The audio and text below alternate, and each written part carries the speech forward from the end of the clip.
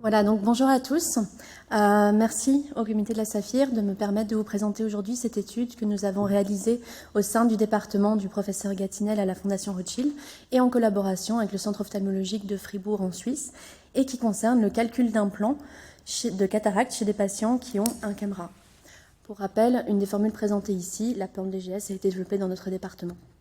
Donc, pour ceux qui s'en rappellent, le CAMRA, c'est un implant intracornéen qui a été utilisé au début des années 2010 pour corriger la presbytie par effet de trous sténopéiques.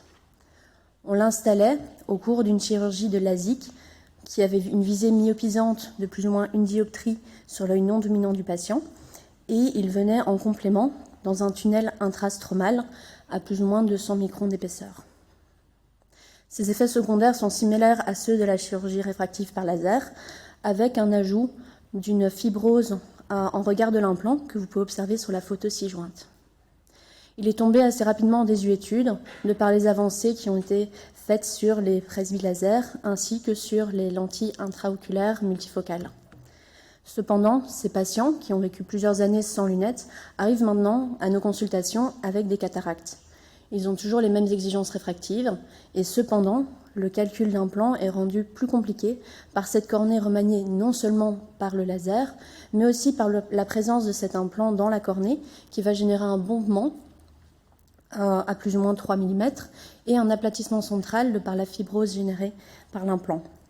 On s'est donc interrogé sur le type de formule qui pourrait améliorer le résultat réfractif pour ces patients qui restent exigeants. On a donc observé 12 patients opérés chez nous et à Fribourg de CAMRA au début des années 2010 et de cataracte entre 2016 et 2023. On avait employé à ce moment-là une SRKT un peu tempérée par des formules post-LASIK sur le site de l'ESCRS avec une cible réfractive de moins 0,75 dioptrie et des implants monofocaux. C'est donc une étude multicentrique et rétrospective.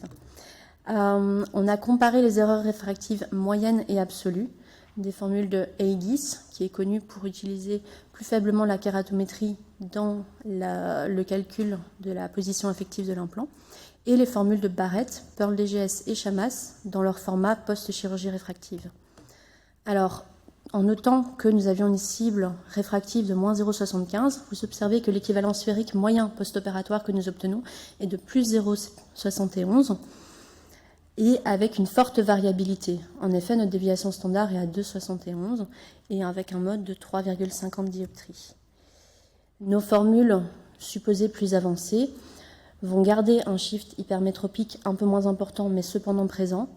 Et en considérant la moyenne d'erreur réfractive absolue, c'est la formule de Barrett qui va performer le mieux, suivie de près par la Chamas à égalité avec la Pearl DGS et terminant avec la formule de Aegis.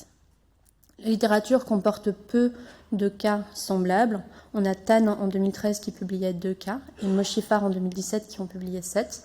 Tous les deux s'accordent pour suspecter que la SRKT serait meilleure que la Aegis et la OLAD1 malgré la faible importance de leur cohorte. Et Moshifar confirme le shift hypermétropique que nous avons observé au sein de notre cohorte. Ça reste une étude limitée par la faible importance du nombre de patients. Il y a peu de patients qui ont bénéficié des CAMRA. Et on considère aussi que la réfraction est assez complexe à réaliser chez ces patients qui ont des cornées très remaniées.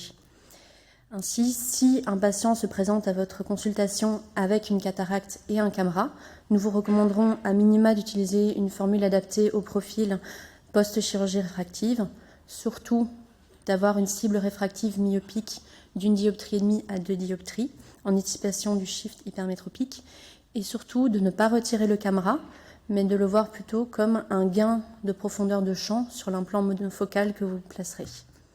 Je vous remercie pour votre attention, ainsi que toute l'équipe du professeur Gatinel, le plateau technique et le Centre ophtalmologique de Fribourg. Merci beaucoup, Roxane.